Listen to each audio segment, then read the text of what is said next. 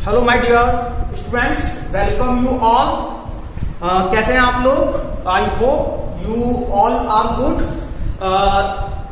ये income tax का आज सेकंड लेक्चर मैं करने जा रहा हूं। लास्ट लेक्चर में हमने देखा था कि किस तरीके से जो टैक्स होता है, टैक्स क्या होता है, टैक्स के कौन कौन से टाइप्स होते हैं और गवर्नमेंट के द्वारा टैक्सेस क्यों कलेक्ट किए जाते हैं। ये चीजें हमने डिस्कस की थी लास्ट लेक्चर में। टुडे हम डिस्कस करने वाले हैं कि टैक्स का जो लॉ है, टैक्स का लॉ किस तरीके से बनाया जाता है और अदर लॉ कैसे बनाए जाते हैं, कॉन्स्टिट्यूशन में कौन से गवर्नमेंट को कौन से टैक्स को कलेक्ट करने की पावर किस तरीके से दी गई है, वो हम आज डिस्कस करने वाले हैं। तो let me start my dear students. जो हम सबसे पहले ये देखते हैं कि जब भी कोई लॉ बनाया जाता है तो कोई लॉ ऐसे ही नहीं बना दिया जाता है। कोई भी लॉ इसी तरीके से नहीं बना दिया जाता है कि ऐसे ही आया और सरकारों ने लॉ बना दिया। लॉ दोस्तों, सबसे पहले आपको ये ध्यान रखना है कि लॉ जब भी बनाया जाता है तो दो जगह लॉ बनता है हमारा। सेंट्रल लेवल पर जो लॉ बनता है वो हमारी पार्लियामेंट में बनता है और एक स्टेट गवर्नमेंट के हिसाब से लॉ बनता है। स्टेट का लॉ होता है, स्टेट के हिसाब से जो लॉ बनता है वो हमारा लेजिस्लेटिव असेंबली में बनता है, यानी कि विधानसभा में बनता है। डियर स्टूडेंट्स, जो सेंट्रल लेवल पर पार्लियामेंट के द्वारा और स्टेट लेवल पर लेजिस्लेटिव असेंबली के द्वारा जो लॉ बनाए जाते हैं, ये लॉ भी पहले कॉन्स्टिट्यूशन में एम्पावर्ड होते हैं कई सब्जेक्ट मैटर्स को लेकर के, तो उसी हिसाब से ये लॉ बनाते हैं। My dear students, constitution of India में एक शेड्यूल होता है, 7th शेड्यूल। 7th जो शेड्यूल है हमारे भारतीय संविधान का, वो 3 लिस्ट में डिवाइडेड है। हमारा जो कॉन्स्टिट्यूशन ऑफ इंडिया का शेड्यूल नंबर 7 है, शेड्यूल नंबर 7 हमारा 3 लिस्ट में डिवाइड किया गया है। List first, list second, list third. इन तीनों के नाम है। लिस्ट फर्स्ट को यूनियन लिस्ट बोलते हैं, लिस्ट सेकंड को स्टेट लिस्ट बोलते हैं, लिस्ट थर्ड को कॉन्करेंट लिस्ट बोलते हैं। इसको संघीय सूची बोलते हैं, इसको राज्य सूची बोलते हैं, इसको समवर्ती सूची बोलते हैं। तीनों का मतलब देखते हैं। तीनों का क्या मतलब है? यूनियन लिस्ट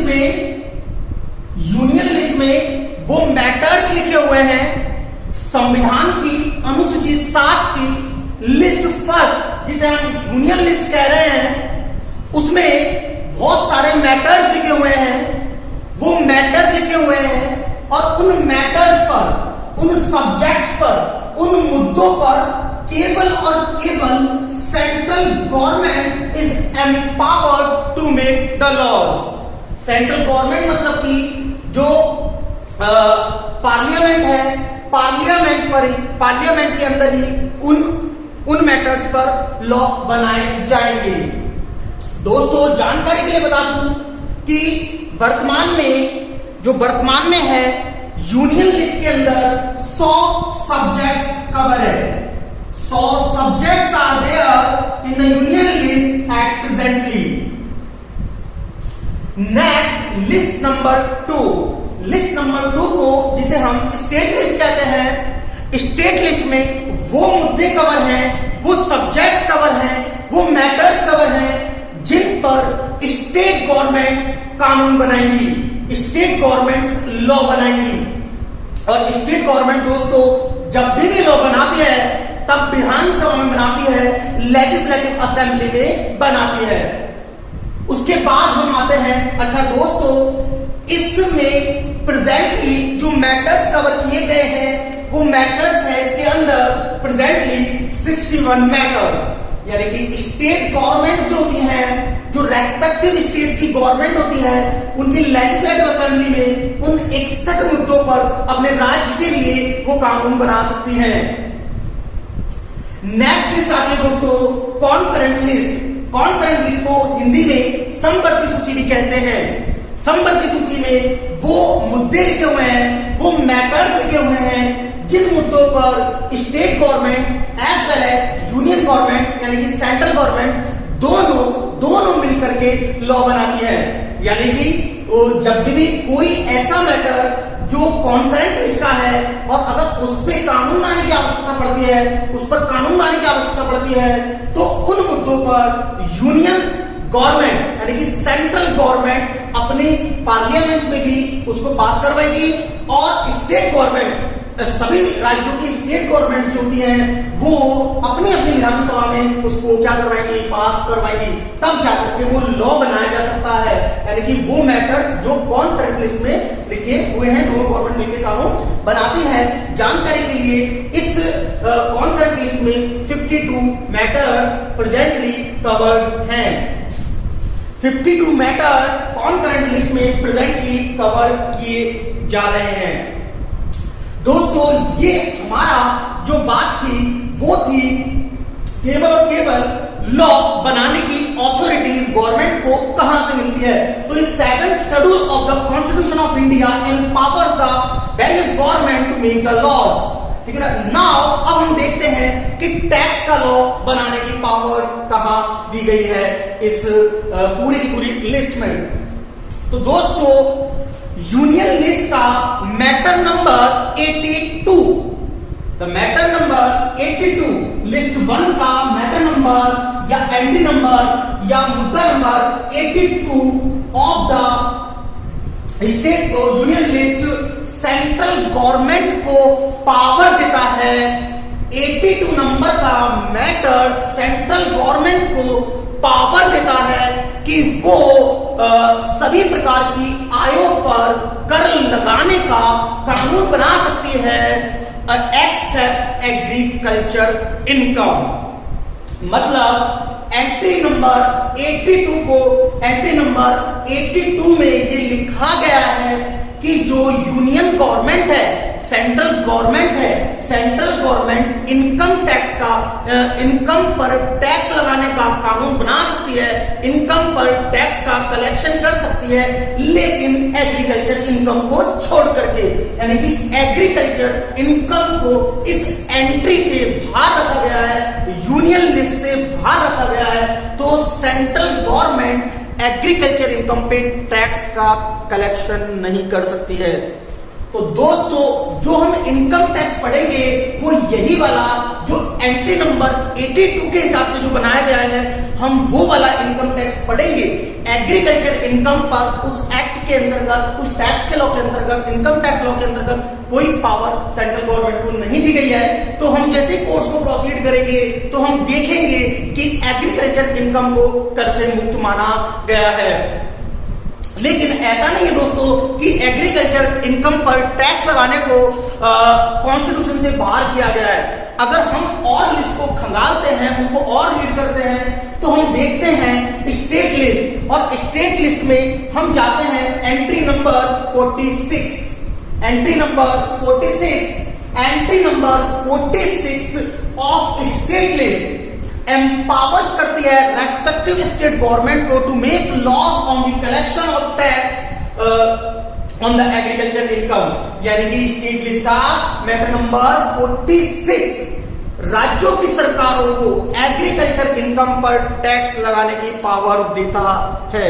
इसका मतलब ये हुआ दोस्तों कि सभी इनकम पर, एग्रीकल्चर इनकम को छोड़ करके टैक्स लगाया जा सकता है सेंट्रल गवर्नमेंट के द्वारा, और एग्रीकल्चर इनकम पर अगर राज्यों की सरकार चाहे तो इस एंट्री के मुताबिक पहले वो एग्रीकल्चर इनकम के लिए अपनी लेजिस्लेटिव असेंबली में टैक्स का लॉ पास करे और उसके बाद में टैक्स का कलेक्शन किया जा सकता है।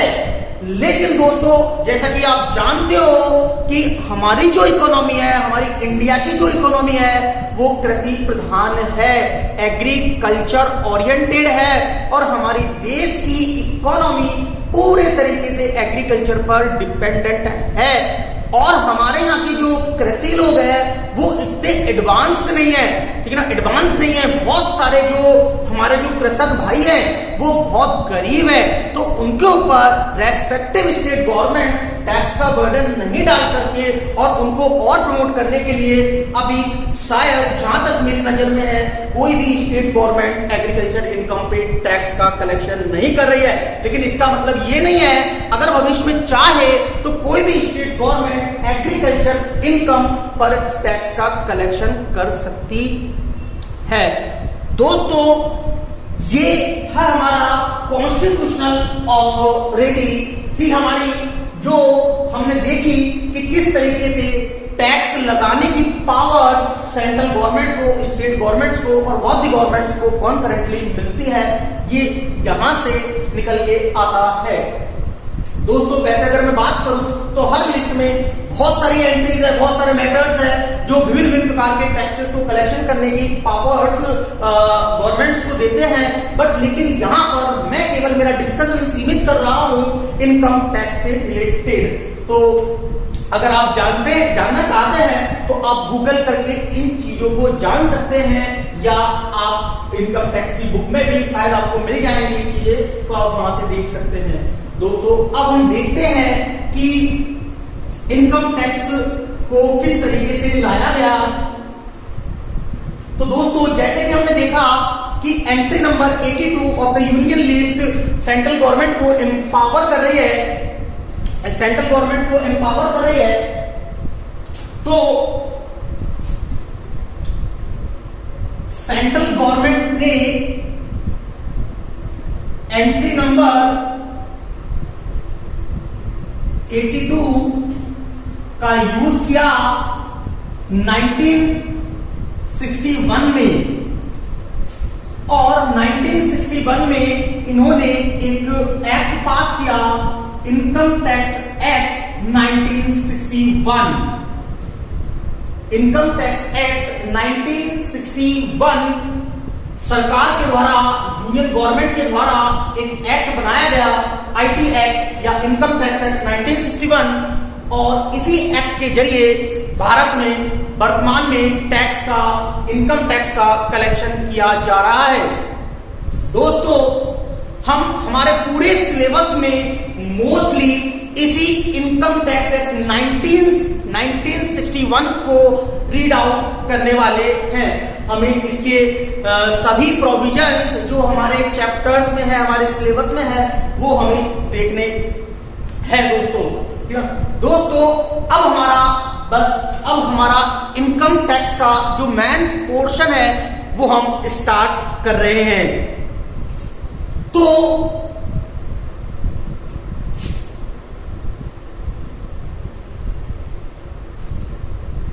Income tax act 1961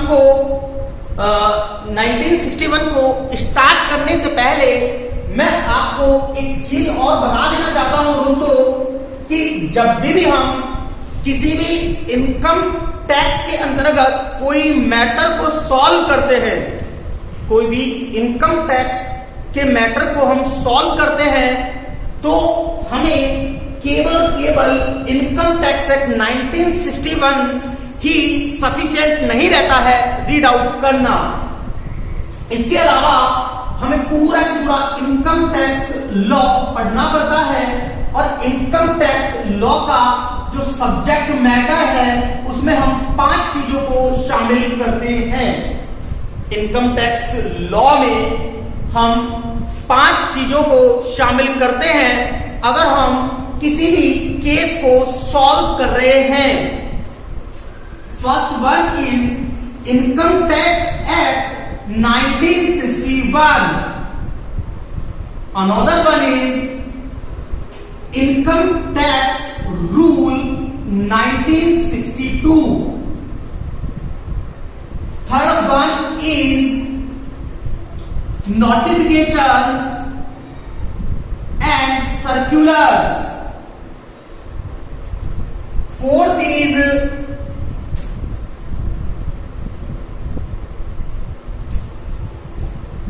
judicial decisions.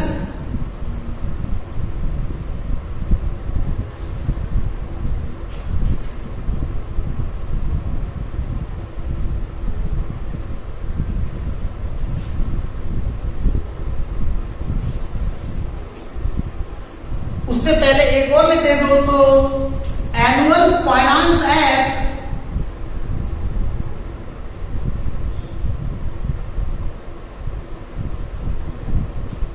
और नेक्स्ट लेते हैं judicial decisions.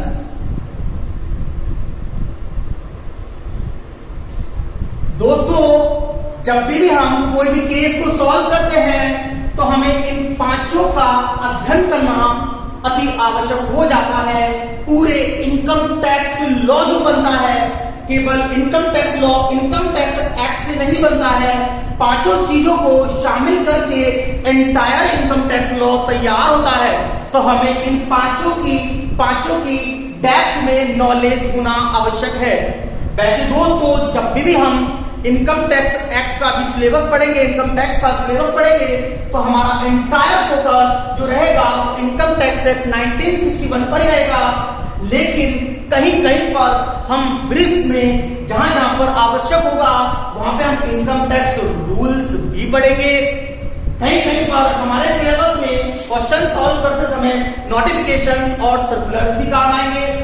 Annual finance act बहुत काम आएगा हमारे, यह हमें लगभग पूरा ही पढ़ना पड़ेगा। और जुडिकल डिसीजंस को भी हम कहीं कहीं पर एक दो जगह हम जुडिकल डिसीजंस का भी यूज करेंगे।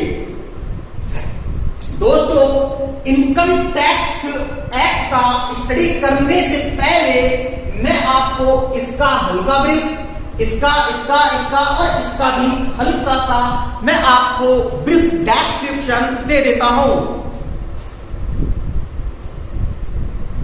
दोस्तों सबसे पहले हम बात करते हैं इनकम टैक्स एक्ट 1961 की।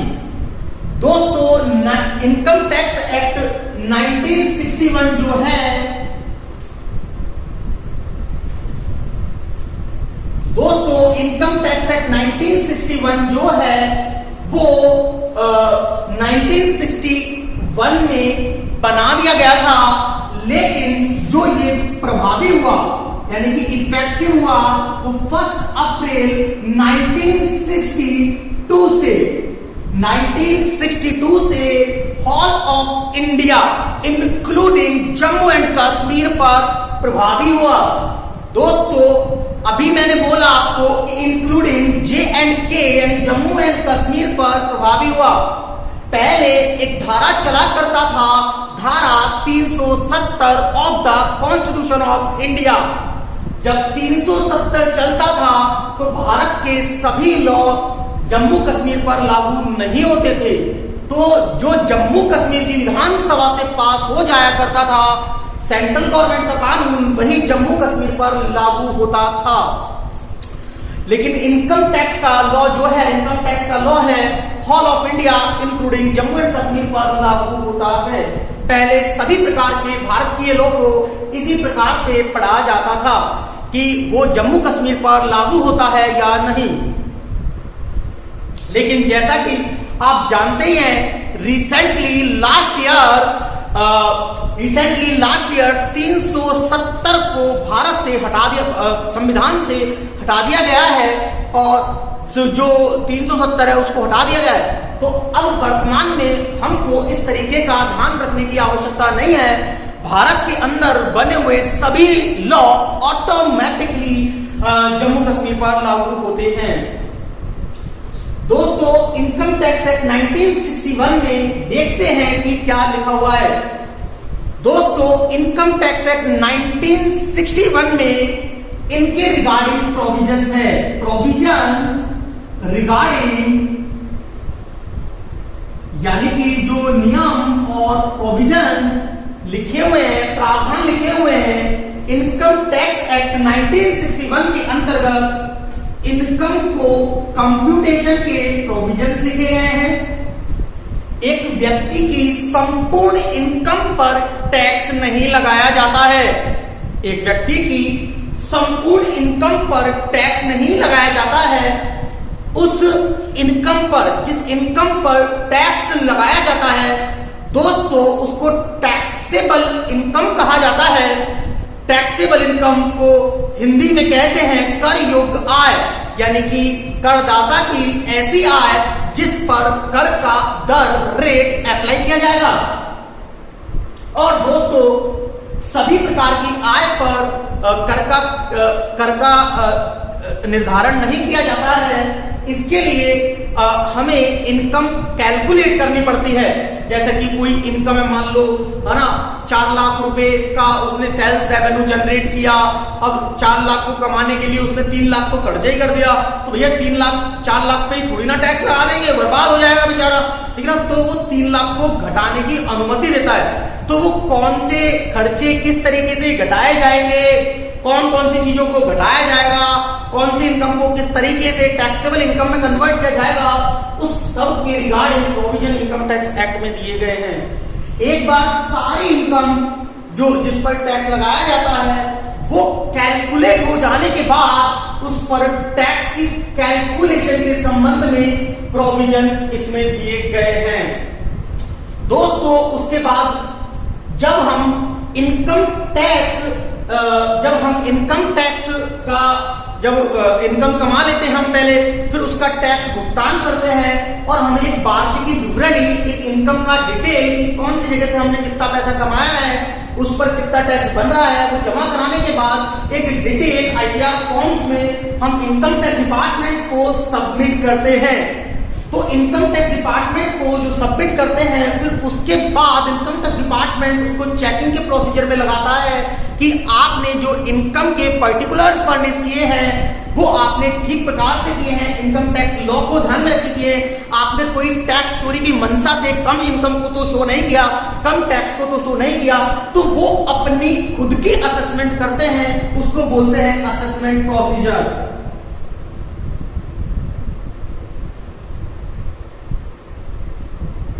तो वो असेसमेंट डिपार्टमेंट कैसे करेगा, किस तरीके से, कौन सा अधिकारी कौन सी प्रकार की रिटर्न को पिकअप करेगा, कौन सा अधिकारी नोटिस भेजेगा, वो सारा प्रोसीजर जो है असेसमेंट प्रोसीजर के अंतर्गत आता है और उसके प्रोविजंस भी इनकम टैक्स एक्ट 1961 में दे रखे हैं।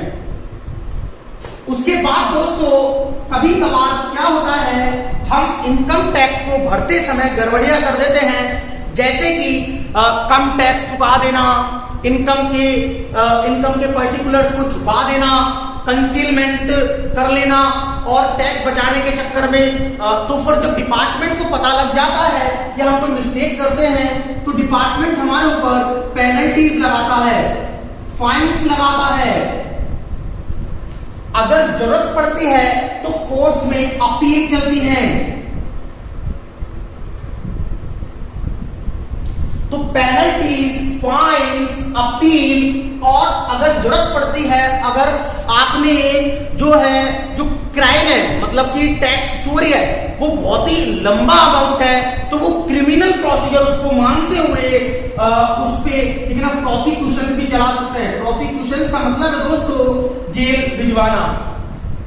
तो वो ऐसा कार्यक्रम भी तैयार कर सकते हैं। तो वो कैसे करेंगे, कितनी फाइन पेनल्टीज लगाएंगे, अपील्स कैसे चलेंगी, कोर्ट कैसे डिसाइड होंगे, कोर्ट हियरिंग कैसे सुनेंगे, प्रोसिक्यूशन कैसे चलाएंगे, लंबी से लंबी जेल कितने साल की हो सकती है ना। अगर एक बार अगर आपको जेल हो गई तो आप जेल पे बाहर कैसे आएंगे, उस सब के रिगार्डिंग प्रोविजन जो है वो इनकम टैक्स एक्ट 1961 में लिखे हुए हैं। आई होप दोस्तों कि आपको हल्का सा समझ में आया होगा इनकम टैक्स एक्ट 1961। वैसे दोस्तों इन सभी को हम डिटेल में पढ़ने वाले हैं, तो आप बिल्कुल भी चिंता मत कीजिए। जब मैं आपको इनकम टैक्स एक्ट 1961 डिटेल में पढ़ाऊंगा तो यकीन मानिए कि आप बहुत इंटरेस्ट फील करेंगे, आप बहुत इंटरेस्ट फील करेंगे। मेरे वीडियो को आप रुक रुक कर देखेंगे, मतलब बार बार देखेंगे। आई कॉन्फिडेंट दिस। नेक्स्ट दोस्तों, इनकम टैक्स एक्ट 1961 का ब्रीफ खत्म करने के बाद हम समझते हैं इनकम टैक्स रूल 1962।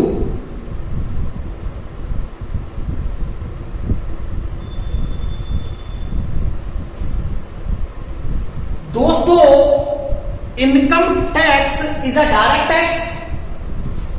तो भारत सरकार, आप जानते हैं, जो भारत सरकार होती है और जो टैक्सेस का काम होता है वो रेवेन्यू डिपार्टमेंट के अंदर आता है।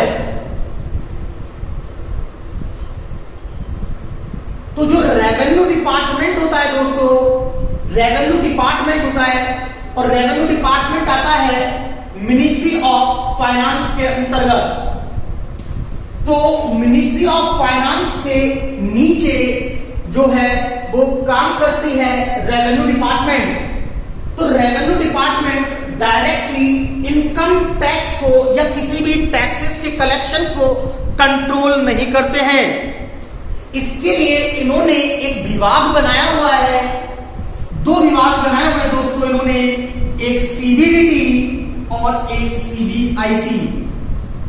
सीबीआईसी जो होता है जीएसटी का और कस्टम देखता है, और सीबीडीटी जो होता है वो डायरेक्ट टैक्स को देखता है, यानी कि वर्तमान में वो इनकम टैक्स को सीबीडीटी देखता है।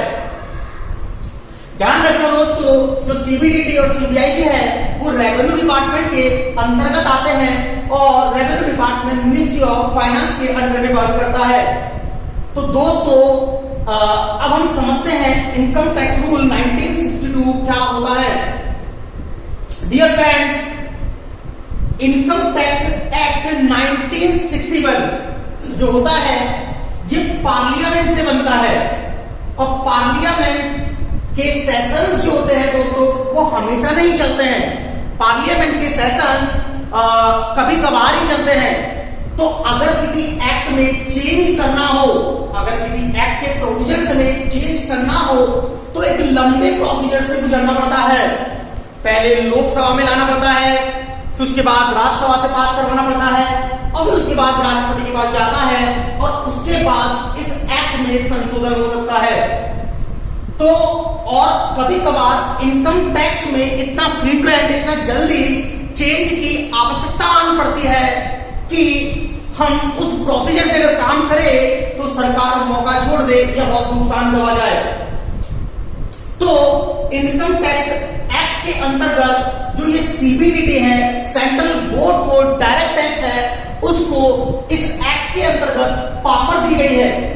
इसको पावर दी गई है कि अगर आपको कभी भी लॉ की आवश्यकता पड़ती है, कभी भी आपको रूल्स की आवश्यकता पड़ती है, कभी भी आपको नए नियमों की आवश्यकता पड़ती है, नए प्रोविजंस की आवश्यकता पड़ती है, या कोई ऐसे प्रोविजंस की आवश्यकता पड़ती है जो इनकम टैक्स एक्ट में, जिसको बनाए जाने में टाइम कंज्यूमिंग प्रोसेस है, तो सीबीडीटी उस चीज पर लॉ बना सकती है। तो दोस्तों, सीबीडीटी जो है इसको जो पावर दिया गया है इनकम टैक्स एक्ट 1961 में, जो इसको पावर दिया गया है, वो पावर के तहत सीबीडीटी द्वारा 1962 से लेकर के आज तक बहुत सारे रूल्स तैयार कर दिए गए हैं। उन रूल्स को हम combinedly, jointly income tax rule 1962 कहते हैं। My dear friends, one thing is to be kept in mind is कि इनकम टैक्स एक्ट 1961 का सबऑर्डिनेट होता है इनकम टैक्स रूल 1962। मतलब सीबीडीटी द्वारा बनाए गए इनकम टैक्स रूल जो है इसको